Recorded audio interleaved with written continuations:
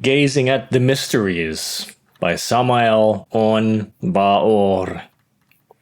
Chapter 1. Death. Many years ago, when my father died, we were veiling him, together with other people. These people were with me when I fell asleep for a moment, and I suddenly saw that my father had entered in the room where we were veiling him. He had his hands in the pockets of his pants and asked me who had died, who was that one that was laying down. And I thought, it was my father that had just died and he was speaking to me. Can you tell me the cause of this phenomenon? Okay, this is the disciple actually. Master, it is essential to understand that people never in life worry about waking up consciousness. Everybody in the social conglomerate have a deeply sleeping consciousness. It is obvious that after death, the intellectual animal mistakenly called man continues with his illusory life. If any discarnate person were told that he or she is dead, they obviously would not believe it. It is obvious that the disincarnate always believe that they are alive, because when they die, they find nothing different or unusual. In other words, what happens is they continue dreaming. Just like when they're awake and just like when they're asleep. They always see the same sun, the same clouds, and the same birds trying to fly from the dense sallow of the garden. The so-called dead, after the great step, stroll by the streets of the city or the different sectors of the district where they died. Normally they continue with their daily work, and they sit at the table in their house, and even they have the luxury of going to bed in their own bed. They would never think that they have passed on. They feel that they are living here and now. In these conditions, upon seeing their body in the coffin, they suppose that it is somebody else, not even remotely suspecting that it is their own dead body. That is the crude reality of facts. For this reason, do not be surprised at having had that intimate experience. What was the cause of the fear that my younger sister felt when entering the room where my grandfather was being veiled? Master, that fear has ancestral roots. In general, it is transmitted from parents to children.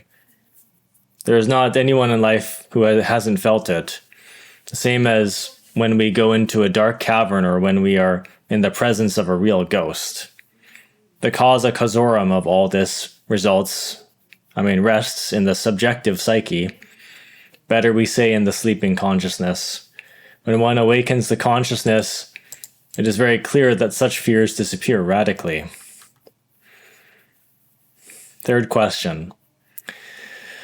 Why can the children see a discarnate presence and the adults cannot? My youngest son saw my father newly disincarnated and chatted with him. Master, we, on behalf of the truth, should be clear and emphasize certain ideas. It is not too much to say that all children are clairvoyants. We have been told that before closing the fontanelle of the newly born, that is the crown of the head, human creatures have the power of seeing the suprasensible, and they do not belong to these things that do not belong to the physical world, that are invisible to adults. If the human beings were to recover the innocence of mind and heart of a child, it is unquestionable that they would recover the divine clairvoyance, the power of seeing the hidden, the mysterious, the strange.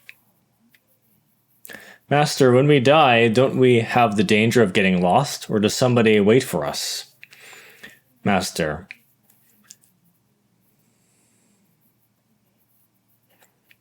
What is this phenomenon of getting lost, distinguished lady? What is it? This getting lost, gentlemen. When are you going to stop being afraid? Do you get lost maybe in your house? I have already spoken much and clearly about this. I have already said that During the first days, we continue living in the same house where we died, and that there are many testimonies of these facts. Upon dying, we meet those dear deceased that have died before us, that is, our relatives and friends. Now, what he's just mentioned here is Devachan, though, because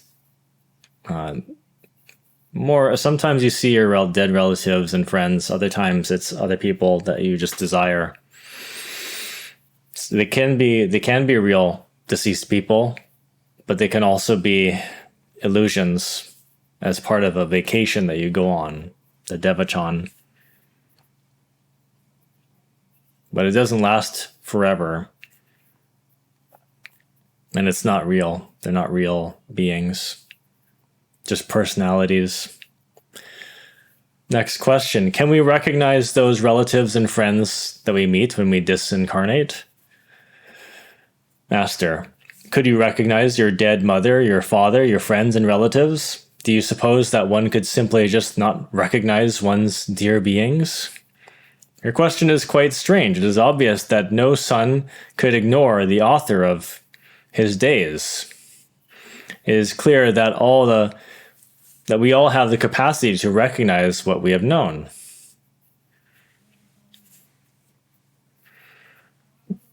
When we die, do we suffer loneliness? Master. Each one is different. The selfish person, that one that is self-contained, the misanthropic, the one who doesn't love anybody. It's obvious that here they will have to endure the bitterness of solitude.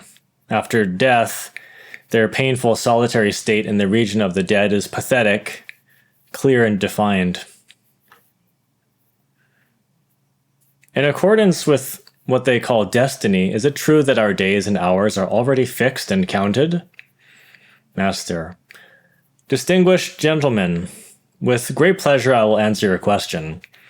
When you leave for a trip, it is unquestionable that you take a certain amount of money for the diverse systems of transport. Obviously, you should know how to spend your money, because if you waste it, your trip will have to be interrupted.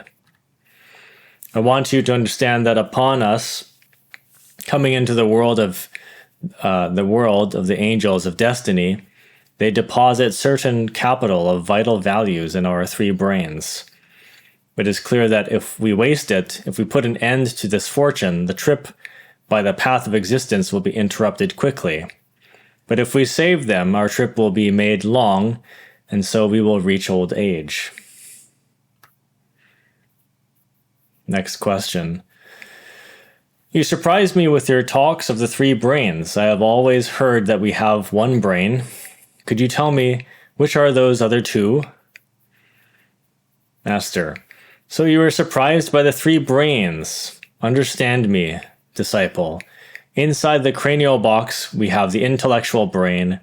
In the superior part of the dorsal spine, we have the motor brain, the capital center of the movements.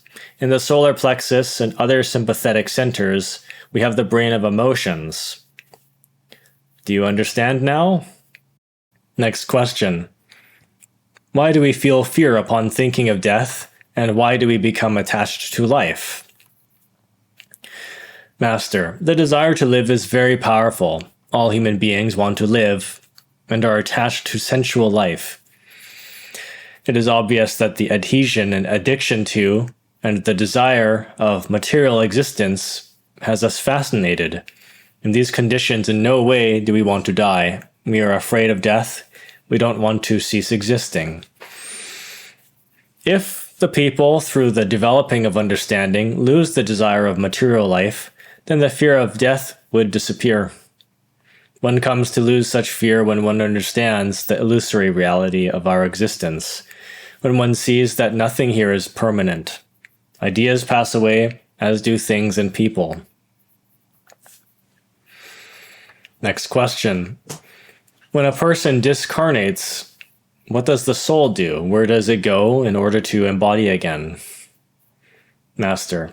It is necessary to speak clearly and to understand. People have the mind too full of dogma. Intellectual deterioration exists.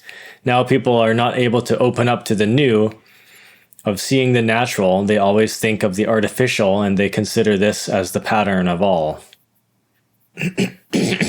In other times, the human senses had not yet degenerated. In ancient times of our world, people could see the dead, hear and feel them, and so on. In Lemuria, for example, when somebody proceeded to disincarnate, they dug their own grave and went into it with the head toward the east, and happily, they said goodbye to their relatives and they smiled cheerfully.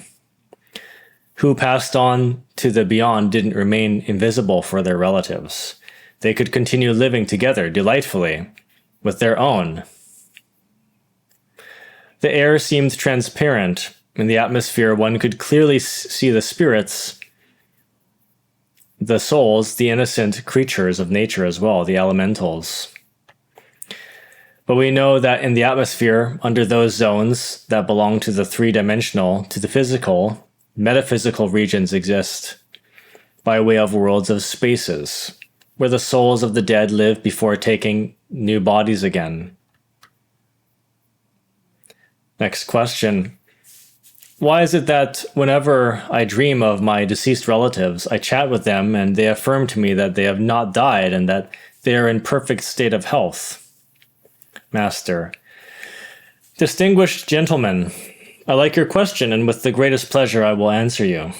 Above all, I want you to understand that what is the process of the dream? It is unquestionable that the dream is a tiny death, as the vulgar statement says. During the hours in which our body lies sleeping in bed, the soul wanders outside of it. It goes to different places and contacts those who have died and even experiences the treat of chatting with them. It is clear that the dead never believe that they are dead because in their life they never worried about waking up consciousness. They always believe that they are alive. Now you will understand why the souls of the dear dead make such asseverations to you. But this could also be their being speaking with you and just in a symbolic way saying that they're continuing to live on. Sometimes that can be the case because in one sense they're not dead. They're continuing. Question, why do spiritualists have special predilection for calling or invoking the deceased? Master. Well, so they learned it from their teachers, Allan Kardec, Leon Dennis, and many others. The problem is that such authors didn't thoroughly investigate the essence of this question. Above all, I want, my honorable gentlemen, that you know that all the human beings have inside an I, an ego. Don't think that such I is the best. You study the Book of the Dead of the old Egyptians and you will understand what I'm saying to you. Have you read The Foe of Goethe? If you knew that what Mephistopheles really is, you would agree with me. It is unquestionable that the dark character of Mephistopheles is the ego, the I, the myself, who enters the body of the spiritualistic medium of the I of the deceased Ahriman Mephistopheles. It is indubitable that such I personifies all of our psychological defects and our errors. The being of the deceased never comes to these sessions of spirits. You distinguish between the being and the I. Who goes to such sessions is Satan, the I.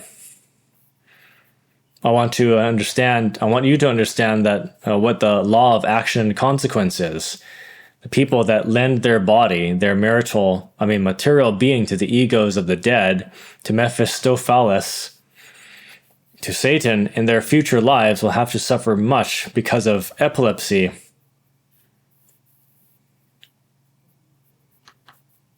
Question. Would you be able to say what the being is? The being is the being, and the reason of the being, of existing, is the same, to be. The being is the divine, the immortal spark of all human beings, without principle nor end, and terribly divine. Yet the human beings don't possess that spark inside their bodies.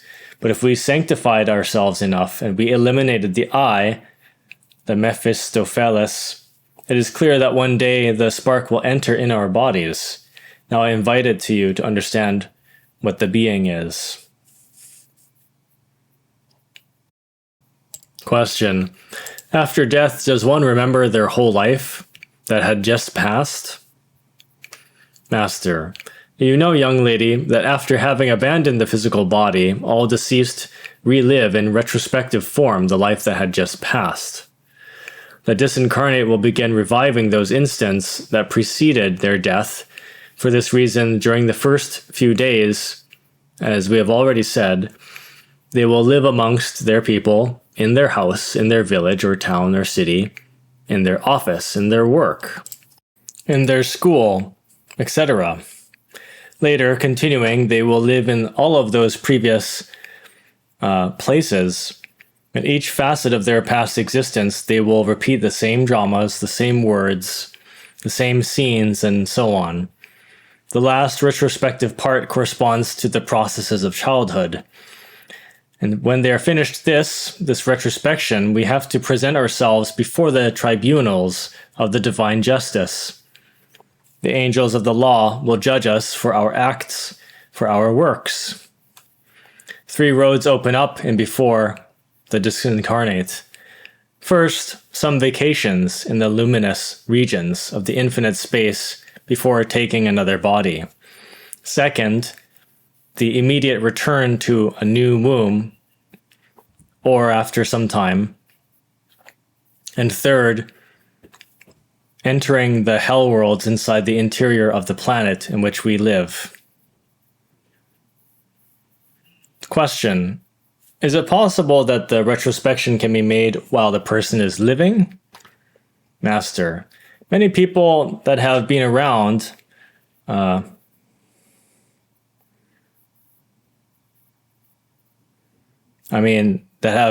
have been close to death have drowned, and or something similar, and they've seen their life pass in front of their eyes or in their mind in retrospective form.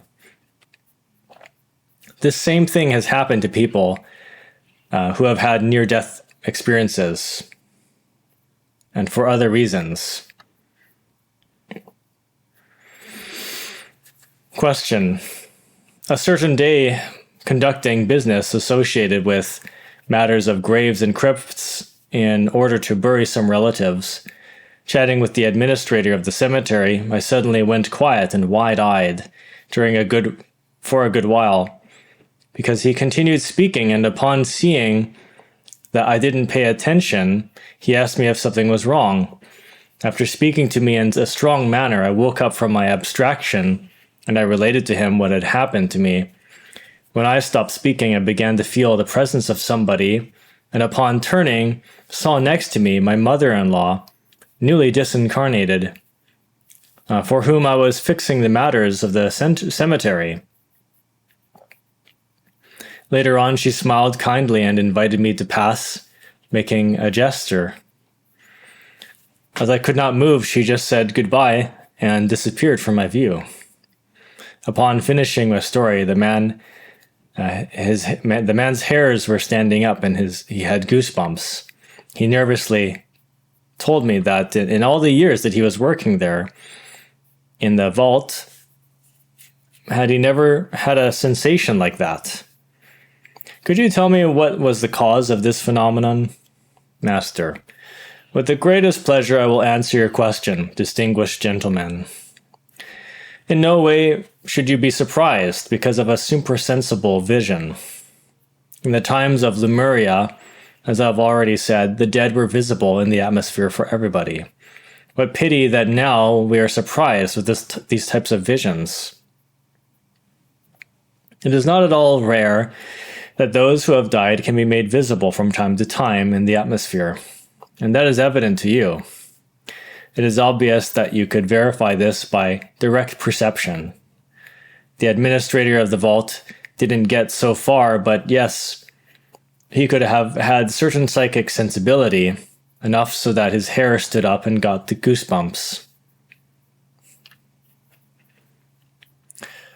Question. Whenever I dream about my maternal grandmother, I see her sad. She points out something to me that when I awaken, I don't remember. But I have realized through the years that 8 days after these dreams, someone of my family would get on a state of grave illness. Could you say, to what is this due? Distinguished young lady, I've already said in many of my conferences that during the hours of the normal ordinary dream, the souls of the alive, the living, escape from the body that sleeps in the bed, and they then contact the souls of the dead. That you see your grandmother, that is normal in the unknown dimension. She visits in instances of anguish or when any person of your family is getting ill. You already see how the dead are so near to us.